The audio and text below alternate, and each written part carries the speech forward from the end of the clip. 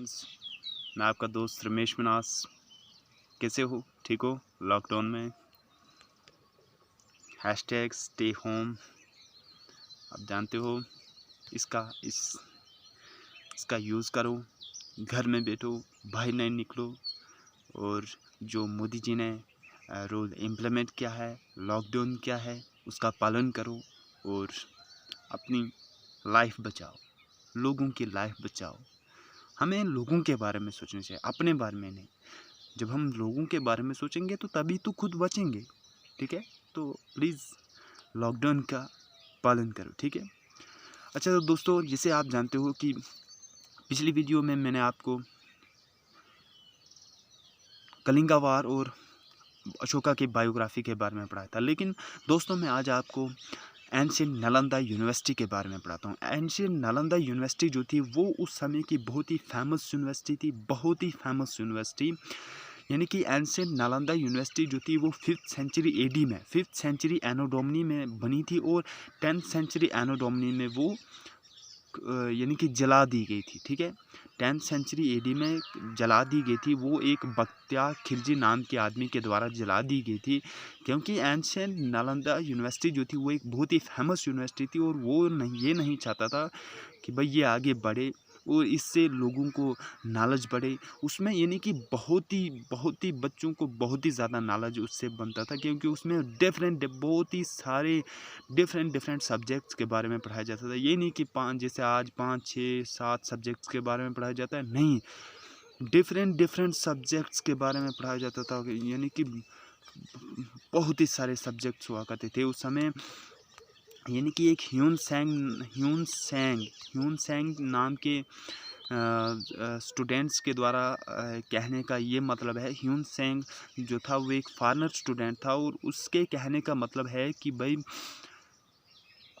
उस समय यानी कि एक ही समय में 100 सब्जेक्ट्स के बारे में पढ़ाया जाता था। एक ही समय में डिफरेंट 100 सब्जेक्ट्स के बारे में पढ़ाया जाता था। इसका ये मतलब है कि भाई 100 से भी कहीं ज़्यादा सब्जेक्ट्स वहाँ पे पढ़ाए जाते थे, है ना।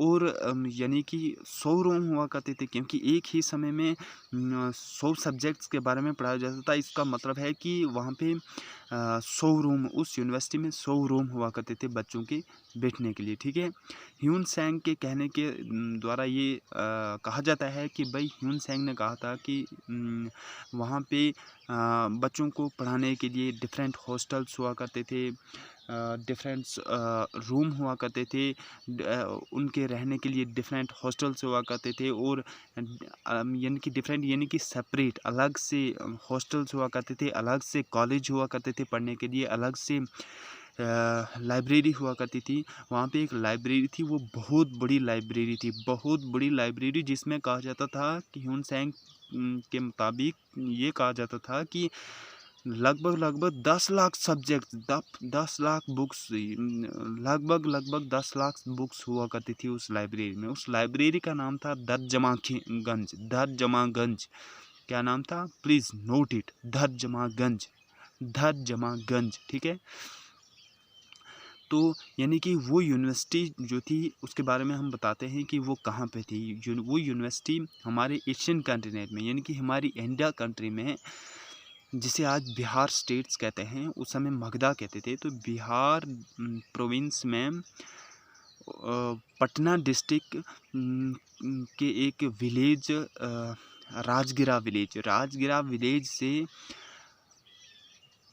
लगभग 8 माइल्स दूर एक बारगुन विलेज हुआ करती थी। उस बारगुन विलेज के नज़दीक वो फेमस यूनिवर्सिटी हुआ करती थी। बहुत बड़ी यूनिवर्सिटी हुआ करती थी, बहुत ही बड़ी यूनिवर्सिटी, जिसमें ह्यून सैंग के मुताबिक 100 रूम्स थे, 100 रूम्स।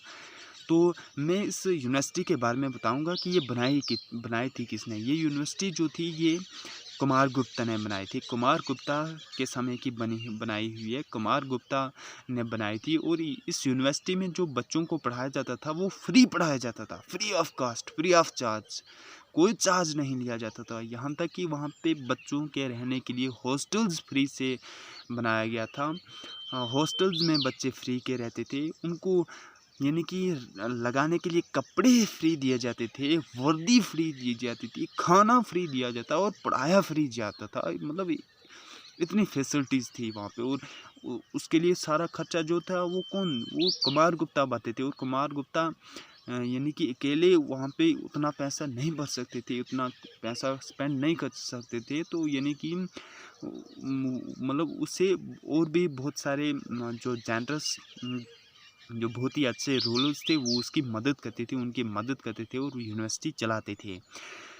कहते हैं कि इस यूनिवर्सिटी को चलाने के लिए आप को पता होना चाहिए कि कुमार गुप्ता ने लगभग 100 विलेजेस जो थी वहाँ की मगधा की 100 विलेजेस को उस यूनिवर्सिटी से कंटेक्ट कराया था, कनेक्ट कराया था, यानी कि जोड़ा दिया था। अब उस समय के राजा जो थे वो कुमार गुप्ता थे। तो यानी कि अब वो गाँव जो थी, गाँव के लोग तो कुमार गुप्ता की मानते हैं ना।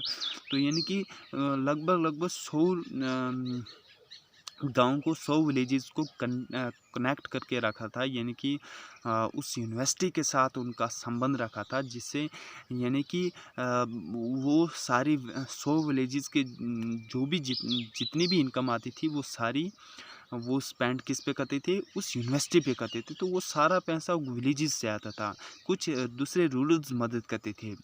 बाद में तो कहा जाता था, बाद में ह्यून सेंग के मुताबिक ये कहा जाता था कि आस्ता आस्ता तो यानी कि लगभग 200 विलेजेस जो थी वो उनने उस यूनिवर्सिटी के साथ कनेक्ट करके रखी थी, यानी कि उनके साथ उनका यानी कि संबंध रखा था। यानी कि संबंध यानी कि जो भी उनकी इनकम आती थी वो सारी उस पर स्पेंड करते थे वो, ठीक है। तो उसी से तो वो यूनिवर्सिटी चलती थी। कहते हैं कि ये नहीं कि मतलब कोई भी जाए वहाँ पे तो उसको एडमिशन मिल जाए। ऐसे तो ऑल इंडिया पूरे वर्ल्ड के वहाँ पे जाते, क्योंकि वहाँ पे तो फ्री एडमिशन दी जाती थी, फ्री एडमिशन फ्री बच्चों को। और ये नहीं कि ऐसे मतलब पढ़ाया जाता था ऐसे मतलब बेकार में, नहीं, बहुत ही अच्छी तरह से वहाँ पे पढ़ाया जाता था डिफरेंट सब्जेक्ट्स के बारे में। जैसे ह्यून सेंग के मुताबिक उस समय एस्ट्रोनॉमी पढ़ाई जाती थी, फिलॉसफी पढ़ाई जाती थी, लॉजिक ग्रामर पढ़ाया जाता था, और भी बहुत सारे ऐसे ऐसे सब्जेक्ट्स हुआ करते थे। डिफरेंट सब्जेक्ट्स वहाँ पे पढ़ाए जाते थे। ह्यून सेंग के मुताबिक एक ही समय में 100 डिफरेंट सब्जेक्ट्स के बारे में पढ़ाया जाता था। एक ही समय में 100 प्रोफेसर, 100 टीचर्स के द्वारा एक ही समय में डिफरेंट सब्जेक्ट्स के बारे में पढ़ाया जाता था। इसका ये मतलब हुआ कि वहाँ पे उस यूनिवर्सिटी में 100 रूम्स थे, ठीक है, 100 रूम्स थे। और फिर सब्जेक्ट कितने हुआ करते थे, जब एक ही समय में 100 डिफरेंट सब्जेक्ट्स के बारे में पढ़ाया जाता था, इसका मतलब डिफरेंट सब्जेक्ट्स और भी बहुत सारे सब्जेक्ट्स हुआ करते थे। तो यानी कि कितनी फेमस यूनिवर्सिटी थी। तो वहाँ पे तो हर एक एडमिशन करना चाहेगा, लेकिन ऐसा नहीं हुआ करता था। ह्यून सेंग के मुताबिक जब उस यूनिवर्सिटी में एडमिशन की जाती थी तो उसमें यानी कि एक एडमिशन टेस्ट लिया जाता था, और वो एडमिशन टेस्ट कोई इजी नहीं था, वो बहुत ही हार्ड एडमिशन टेस्ट लिया जाता था।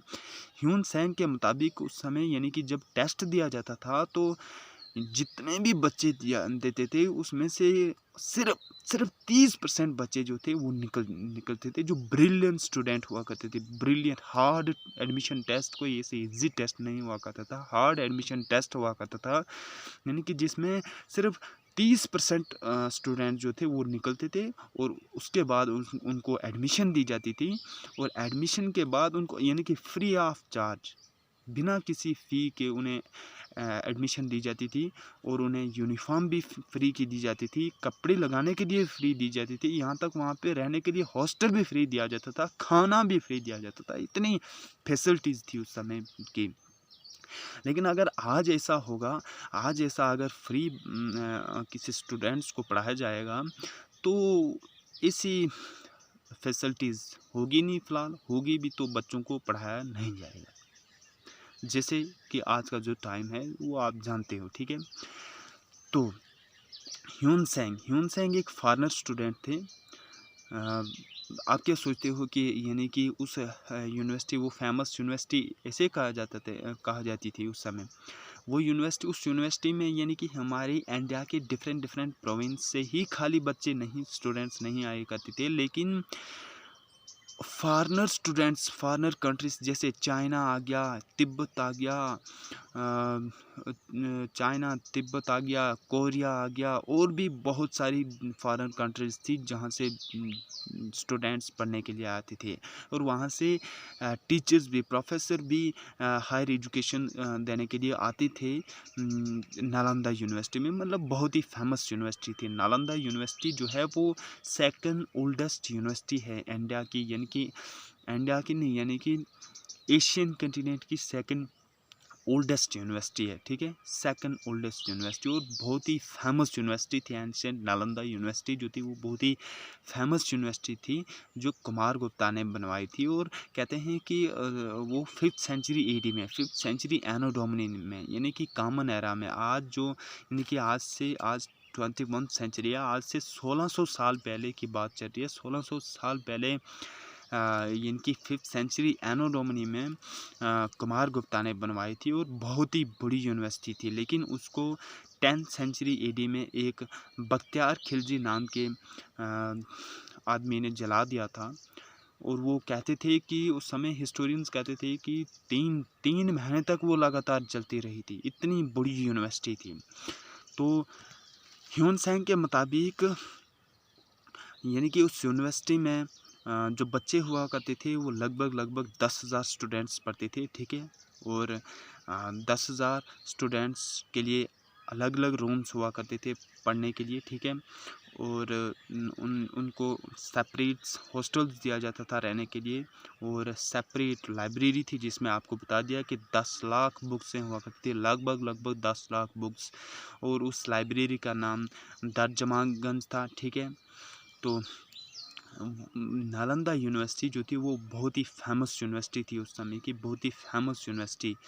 ह्यून सेंग के मुताबिक यानी कि वहाँ के जो स्कॉलर्स हुआ करते थे वो फॉरेनर कंट्रीज़ में जाते थे, और वहाँ पे अपने रिलीजियस, अपने धर्म की जो बुक्सें हुआ करती थी वो फॉरेनर लैंग्वेज में ट्रांसलेट करके देते थे। तो वो जो फॉरेनर्स थे वो उनकी बहुत ही प्रशंसा करते थे, बहुत ही एडमायर करते थे उनकी और उनके कंट्री की यानी कि हमारी कंट्री यानी कि इंडिया की बहुत ही तारीफ़ करते थे।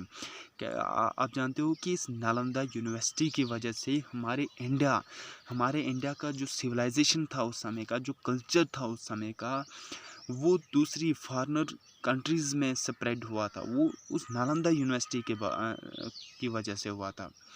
क्योंकि नालंदा यूनिवर्सिटी में डिफरेंट यानी कि फॉरेनर स्टूडेंट्स आया करते थे, फॉरेनर टीचर्स यहाँ पे पढ़ाने आया करते थे। तो यानी कि जब यहाँ से वापस जाते थे तो यहाँ की जो कल्चर सिविलाइजेशन हुआ करती थी वो बताते थे ना, यानी कि बहुत ही एक फेमस यूनिवर्सिटी थी नालंदा यूनिवर्सिटी, जो हमारे बिहार प्रोविंस में पटना डिस्ट्रिक्ट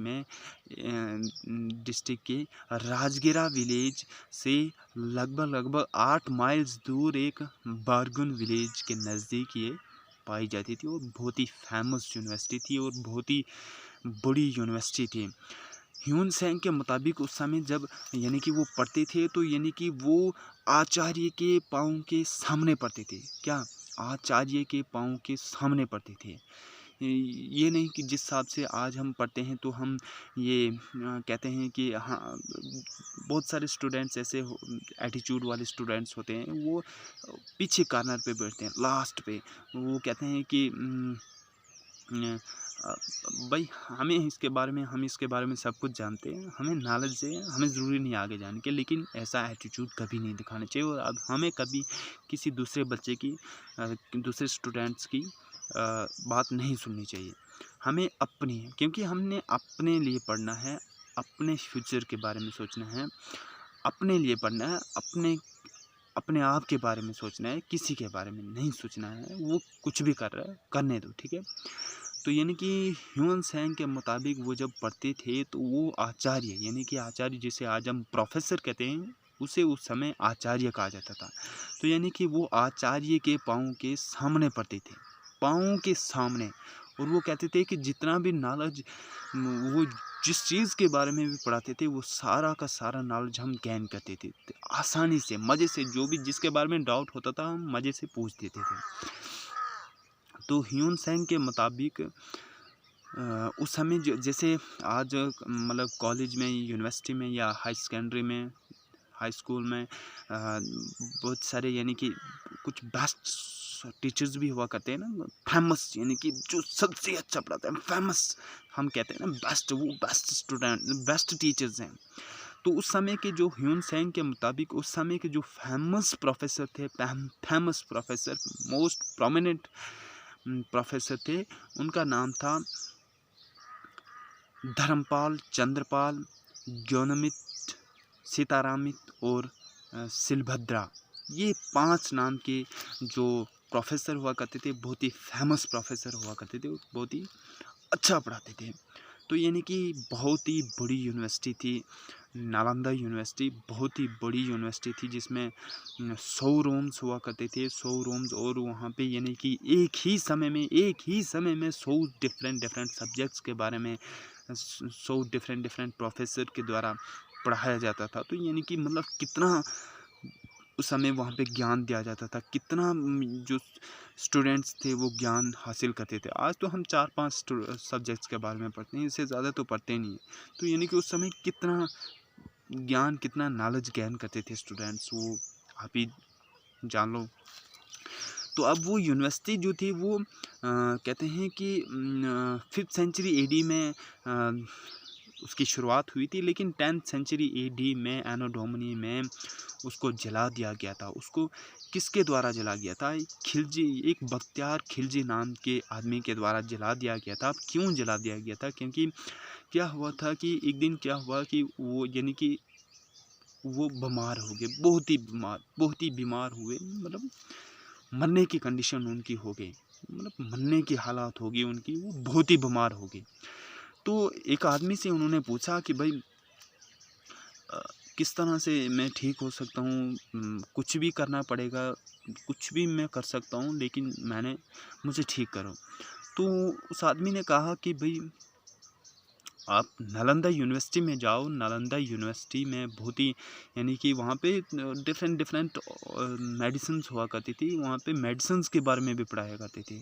मेडिसिन यानी कि औषधियाँ, यानी कि जो रेमेडीज़ हुआ करती थी, मेरे ख्याल से उस समय में वो रेमेडीज़ हुआ करती थी, जिससे ये नहीं कि आज जैसे ये मेडिसिन है, ये रेमेडीज़ हुआ करती थी, जिससे ये बहुत ही अच्छे, यानी कि वो बहुत ही अच्छे यूज़फुल रेमेडीज़ हुआ करती थी, जिससे लोग अच्छे ठीक हो जाते थे। तो उनके बारे में भी बच्चों को पढ़ाया जाता था, उनके बारे में भी कि किस तरह से यूज़ करनी है, कहाँ पे मिलती है, तो उसके बारे में भी पढ़ाया जाता था। तो उन्होंने बोला कि भाई आप वहाँ पे जाओ, ऐसी मेडिसिन्स आपको मिल जाएगी जिससे आप ठीक हो जाओगे। लेकिन उन्होंने बोला नहीं, मैं वहाँ पे नहीं जाऊँगा। क्यों जाऊँगा? अब मतलब थे कुछ उसी टाइप्स के। उन्होंने बोला कि एक तो वो ये मेरे धर्म की यूनिवर्सिटी नहीं है, मैं नहीं जाऊंगा। वहाँ पे हिंदू धर्म की यूनिवर्सिटी है। बस उस समय भी यही रिलीजियस के बारे में बस बात लगी रहती थी। वो कहते थे कि क्यों जाऊंगा, मैं नहीं जाऊंगा, कुछ दूसरा इसके बारे में कुछ सॉल्यूशन बताओ। तो उन्होंने कहा कि भाई आप क्या करो, कुरान पूरी तो पढ़ सकते हो ना? तो उन्होंने बोला हाँ, पढ़ दूंगा। तो उन्होंने बोला कि आप जब कुरान पूरी पढ़ लोगे तो आप खुद ब खुद ठीक हो जाओगे। उन्होंने बोला कि यार क्या, कैसे? मैं तो पढ़ूंगा, एक तो मेरे धर्म की है, तो मैं पढ़ूंगा तो ठीक हो जाऊंगा। उन्होंने बोला ठीक है, मैं करूंगा। तो वो स्टार्ट हो गए और जब ख़त्म हो गए कुरान पढ़नी, तो वो ठीक हो गए। उन्होंने सोचा यार कैसे, ये कैसे हुआ? तो उसमें क्या कि हुआ था कि उस आदमी ने उस यूनिवर्सिटी से वो औषधि लाके उसमें लगा दी थी हर पेज पे। जैसे कि आप जानते हो कि जो मुस्लिम कम्युनिटी के जो आदमी होते हैं, तो वो मतलब थूक लगा के पढ़ते हैं, थूक लगा के यानी कि पेज को पलटते हैं। यानी कि मतलब उस समय करते थे, आज का कोई पता नहीं, लेकिन उस समय जो थे वो यानी कि थूक लगा के वो पेज को पेज की शेफलिंग करते थे, ठीक है। तो वो बार बार ये एक पेज जब शफल करते तो वो हाथ में यानी कि फिर मुंह में उंगली डालते, फिर बार बार वैसे करते तो वो जो औषधि पेजों पे लगी थी वो सारी उसके मुंह में गई, और जब लास्ट ख़त्म हो गए तो वो ठीक हो गए। तो लेकिन जब उनको इसके बारे में पता लगा कि भाई उनको ये उस कुरान बुक जो थी उसमें औषधि लगा गई थी, जो औषधि नालंदा यूनिवर्सिटी से लाई गई थी, तो उसके बाद आप ठीक हुए हैं। तो उनने सोचा यार ऐसी यूनिवर्सिटी है उसमें ऐसे टाइप्स की औषधि मेडिसिन्स पाई जाती है जिससे लोग ठीक हो जाते हैं, यानी कि मतलब बहुत ही फेमस यूनिवर्सिटी होगी। तो वो लेकिन वो ये नहीं चाहती थी कि भाई ये यूनिवर्सिटी प्रोग्रेस हो आगे, या इससे यहाँ पे ऐसी ऐसी मेडिसिन्स हो जिसके बारे में स्टूडेंट्स को पढ़ाया जाए, जिससे लोग ठीक हो जाए, वो ऐसा नहीं चाहते थे। तो उन्होंने क्या किया, उन्होंने उस यूनिवर्सिटी को ही जला दिया, उस यूनिवर्सिटी को यानी कि जला दिया। और कहते थे कि उस समय कहते कि वो यूनिवर्सिटी जो थी वो 3 महीने तक लगातार जलती रही थी, 3 महीने तक। इतनी बहुत बड़ी यूनिवर्सिटी थी जो 3 महीने तक जलती रही थी। तो जैसे कि आप जान चुके होंगे कि भाई कितनी फेमस यूनिवर्सिटी थी और कितनी बड़ी यूनिवर्सिटी थी, और कितना नॉलेज उस समय स्टूडेंट जो थे वो गेन करते थे। तो आज इतना ही, इसके बारे में मैं इतना ही पढ़ाऊँगा। और अगर फ्रेंड्स आपको मेरी वीडियो अच्छी लगी होगी तो please subscribe my channel, like my video and share my video. If it will desirable to share, then please share it. If it will not desirable, then you have no need to share it. But if you will feel well, please share it, like it and subscribe my channel, and please press the bell icon by which you get new notification of new video, by which my video come for you. Okay, thanks.